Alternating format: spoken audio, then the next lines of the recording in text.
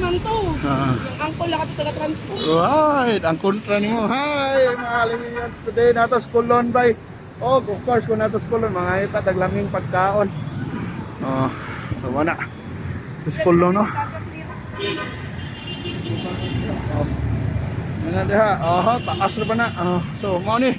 Alos kulon ko lagi ko kulon may timing kay ngita gyud laming pagkaon ang kusas laming pagkaon ng mga turon.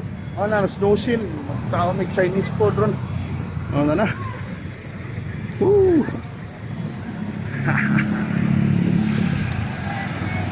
Labang ni kulon. Magpaklay mi. Dugay-dugay na ito baka. Standby res kulon bay pero ano kung laming kaon re. Ay do snowshin bay. Malangaw ka dyan dire ay mga power kini sinoy Greg dire. Mga tigbaid. Ang ganyan mga prutas dire. Kani.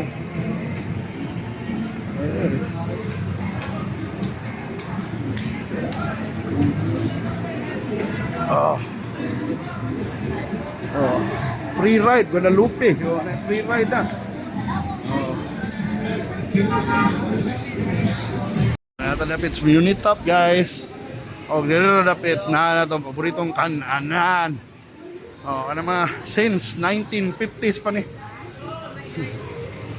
Wala since snowshin. Since 1956 so mao na dito. Pangaon nami. Diba na nilamig paan. Napisyupaw, mukaon meron. Dine-in mi. Nagapon. Mga sudan-sudan dito. Patay lingkuranan si. Lingkod na dito si. Because may electric pan. Kaong eh. Ano eh. Ano ito minoron. Noodles. Ime kayo. Pasos na lagi hapon. Saktor ka presyo. Pansit ni mo te? Ya, sukad unsa mga tuigang trabaho diri? 1997. 97 kani 1965. 7 grabe rin. Haplos tayo mo 30 ka tuig na siya og sunod tuig. Mo ni bay, lami sa kining siopaw de snowshin bay oh. Ani pressure silang siopaw bay. Na pala mga pan, inang kong palit aning cornbread, king roll. Kaya mo palit siopaw, ilang asado, wala ako. Wala, pulburon duha ko no. Wala pulburon. Laming masudan deh. Kami sudan-sudan deh. Diba? So, ano yung snowshin ba? So, this has been, operating sa 1965. Paborito na ako when back in the 80s. Mukhaon ako rin. So, una, him pala lang noodles kayo rin. Dapat ito sila branch dito sa Capitol Side sa una, sa 90s. Paano paborito gihapon nato. Diba? One of the old favorites na buhay gihapon down. Si palit yung slice bread ba? Kay ano itong pare sa pansit ba? Hindi ko ganahan mag-slice bread o pansit o kanon. So pansit at pan ba? Ano Sheila by the way? Regard siya siyang one. Regard sa mga kabalero ka diha sa one. Palisay. Hello Kerwin. Shout out yun naman Kerwin ba? This is our appetizer. It's sari-sari. It's asado plus intestines. It's like, roast. Slow roasted. Morning. Yes.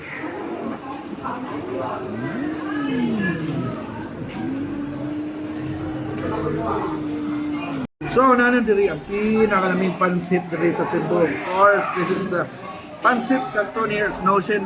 Para na po ang partner gani is sliced bread. So kita ba na?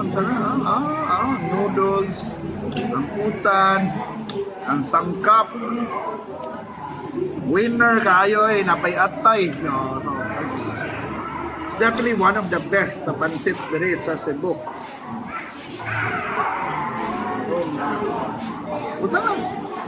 So, napa mong pikas order, naabot na ang ato sweet and sour pork. So ba, maniud to namin sila guys. Diba? Kaon ta. Sweet and sour, o na naman si Sheila. Bay, mabanat ng kaon. Bay! Muna ako ng tilawan, bay. Just no sheen, bay. Chinese food, gini. Here's their classic sweet and sour pork.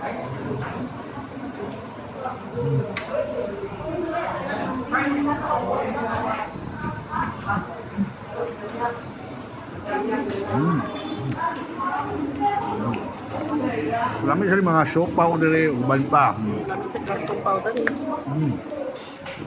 Yeah. Dere, na mga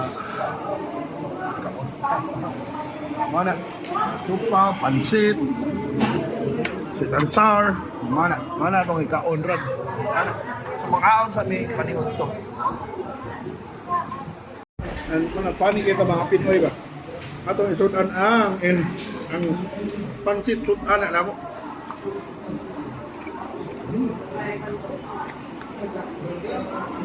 Ang sweet and sour nila. Oh, yeah.